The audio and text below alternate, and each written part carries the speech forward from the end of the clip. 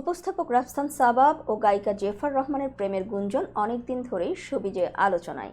বিষয়টি আরও জোরালো হয় রাফসানের বিবাহ বিচ্ছেদের পর। তবে এতদিন দুজনই এ বিষয়ে নীরব ছিলেন। এবার ব্যাংককে একসঙ্গে সময় কাটানোর খবর এবং ছবি ফাঁস হওয়ার পর তাদের সম্পর্ক নিয়ে নতুন করে আলোচনা শুরু হয়েছে।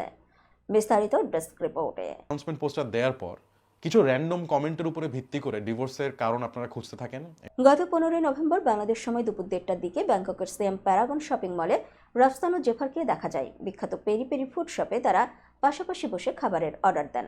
সে সময় দুজনের মধ্যে খোশ মেজাজে কথা ও হাস্যরস চলছিল।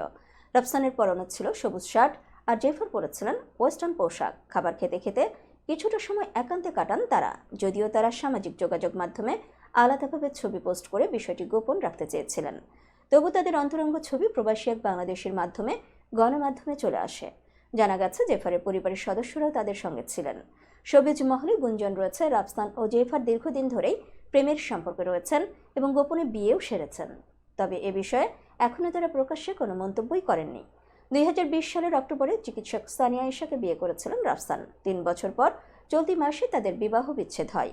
তরুণ প্রজন্মের জনপ্রিয় সঙ্গীত শিল্পী জেফার 2010 সালে ইউটিউবে ইংরেজি গান কভার করে পরিচিতি লাভ করেন এবং এখন অভিনয়েও যুক্ত হয়েছেন।